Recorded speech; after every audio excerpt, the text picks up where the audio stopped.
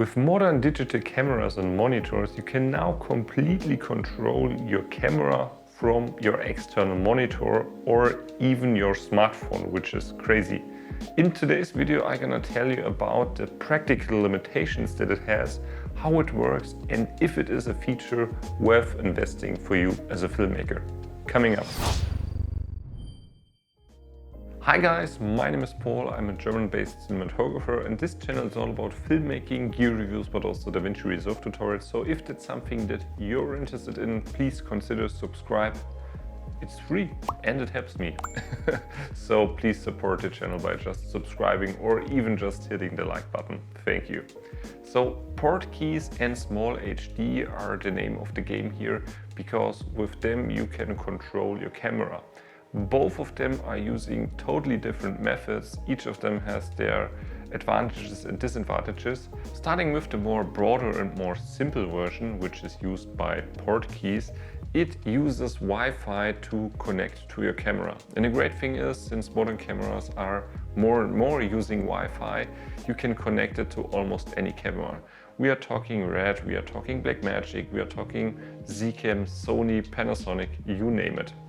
The process, how it works, is really easy. You just connect to your Wi-Fi of your camera, then hit in your passphrase with your password, and then you're ready to go.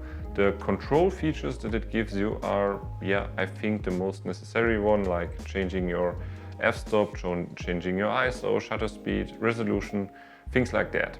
So the downside, of course, or the limitation is that it uses Wi-Fi.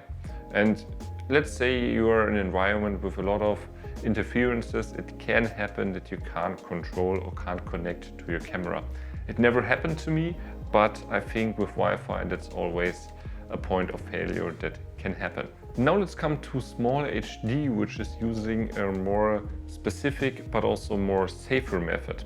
Here you need to attach an additional cable to your camera and also to your monitor to control it from there. You also need to have the license for that. And it's just plugging it in, hit connect, and then you're ready to go. And the features it gives you are even beyond the necessary ones, like changing ISOs, changing like that. You can really deep dive into the menu and change everything the camera offers you as you were standing behind the camera. And you can change actually everything you can change on the camera, on the monitor as well. So it gives you completely full control, even playback, something like that. Trigger record, that's also on the Portkeys, but here you can really control everything. Now the downside is that it's more specific and you have to use an additional cable, so you need to also have an extra cable with you, and you also block that port on your camera. And since it is specific, it's currently only working with Red cameras, naming the Komodo and the Raptor. So I don't know if there are plans to making this available for other cameras in the future as well. So now that you know the control functionality of the monitors, it's also important to know how the monitor works as a monitor itself. And here I'm comparing the Portkeys BM5WR and the SmallHD Focus Pro. Both are in the same price range, can control the camera, so I thought it would be a great fit. Let's talk about I/O, and here comes the biggest difference from the start, obviously, because the Portkeys features not only a SDI in, it also features an SDI out and also an HDMI in. So, and also it has like a headphone jack. So obviously it has much more inputs, because the SmallHD only features an SDI in, so you can't get a loop out to another device or a wireless transmitter or something like that, because that's just SDI in, which is unfortunate, I would say. From the build quality, both of them are equal. They feel really rock solid. Both of them are made with great materials and they feel nicely into the hands. Brightness is also a very important factor, and here also Portkeys has the clear advantage because it has 2500 nits.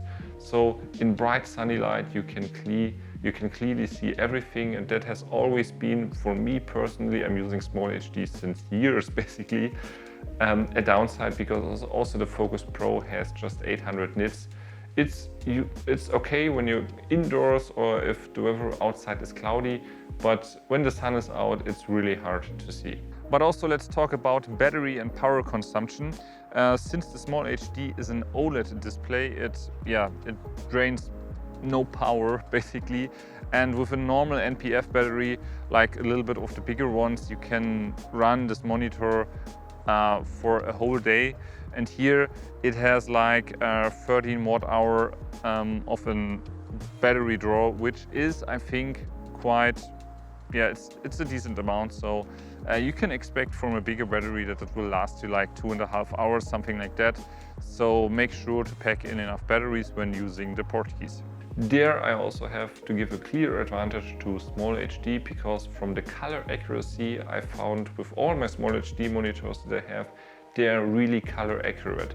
So I see the exact same thing that I see on the internal monitor of my camera. That is really great to judge on set.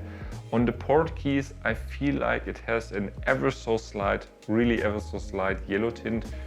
Granted, you can change color temperature and everything on the screen, but I found that even when I adjusted these settings, I never was quite there what I've seen on the camera itself. So that one you have to keep in mind. And last but not least, menu, because on set you want to change something, you want to throw on some scopes and everything like that. Everything has to be easy. You have to navigate through it, of course. And here, clear winner is SmallHD. I really like the UI. Everything looks super clean, and you have these gauges that you use on your phone and everything like that. Super easy, and I really like it. It's really super intuitive.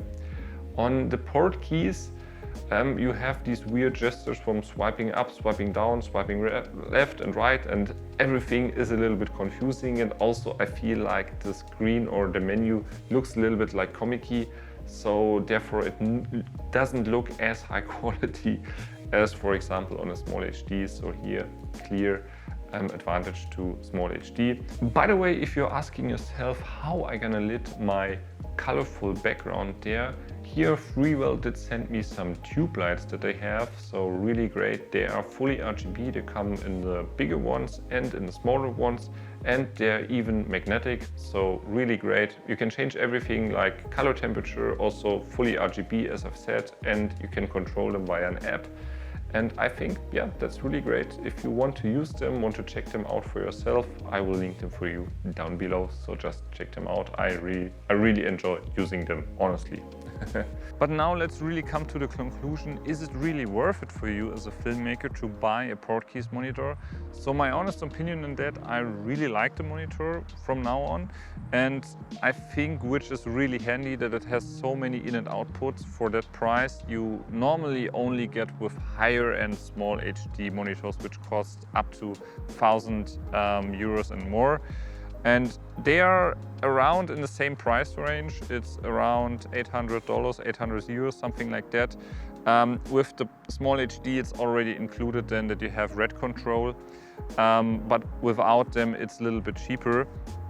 But this thing here is more feature packed because it has a lot more ins and outs, which is handy for me when I'm on set and I can loop it out to a client monitor or to a wireless transmitter or something like that.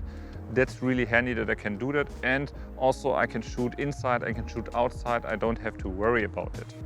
One thing you have to know is that this thing has a fan. You can have it on silent mode and it won't bother you, but you can also raise it up, and when it's on high, I think then it's not really usable with an on-camera microphone. But overall, I really like Portkeys, and they have really surprised me from build quality and everything. It's not like a cheap China monitor, and I can highly recommend it if you want to use it.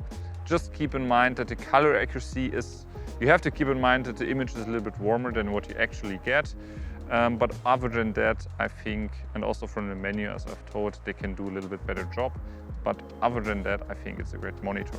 If you have any further questions, you know the game, just drop them down in the comments below. And if you like this video, just hit the thumbs up button and subscribe to my channel. And I see you in the next one. Cheers.